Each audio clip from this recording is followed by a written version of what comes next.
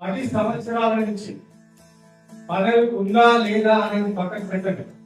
మధ్యలో ఓడిపోయినమా గెలిచినమా కూడా పక్కన పెట్టండి. కానీ ప్రజల్లో ఉండి ప్రజల కష్ట సుఖాలను తెలుసుకునే నాయకుడే మనకు కావాలి. అవునా? పదవి ఆయన ఉండొచ్చు ఉండకపోవచ్చు, కానీ పదవి నుంచి పదవి రాలేదు. ఇప్పుడు వచ్చుకుంటారు.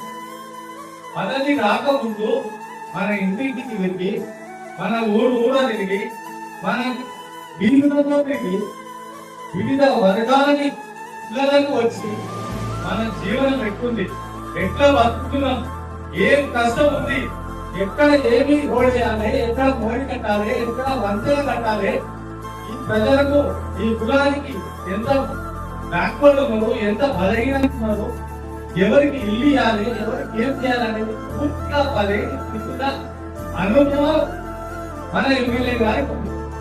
దాని ద్వారా అంటే మనం ఓటు వేసి ఎమ్మెల్యేగా గెలిపిస్తుంది. తర్వాత ఆయన కూడా అందరిలో తిరుగుతుంటే ఏదో పెద్ద నాయకులు దూరం చూసే పరిస్థితి లేదు. ప్రతి ఒక్కరికి కూడా దగ్గరికి పోయి అనిలన్నా అని ఫోటో దిగి మన గెలుపు సమస్యతో చెప్పుకునే అవకాశం కల్పిస్తున్నటువంటి నాయకుడు మన ఎమ్మెల్యే ఇట్లా ఉన్నాయి, మన రోడ్లు ఎక్కున్నాయి, మన ఇంట్లో బట్టి కుటుంబాలు ఎక్కున్నాయి, మన గ్రామాలు ఎక్కున్నాయి. ఆయన వాటి కోసమే కోటలు పెట్టు 7,90,00,000 రూపాయలు పెట్టి సీసీ రోడ్లు వేస్తారు. సీసీ రోడ్లు మళ్ళా మురికి కాలం అంటే మోయింది.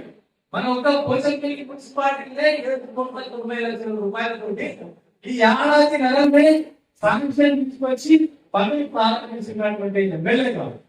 అలాగే మండలానికి వస్తున్న కల్లా 9,10,00,000 రూపాయలు హెచ్ఎండిఏ తీసుకొచ్చి మనందరి మన ఊళ్ళో మన వాళ్ళని బాగు చేయడం కోసం వాళ్ళు కూడుకొని అంత డబ్బు శాంక్షన్ తీసుకుని వచ్చి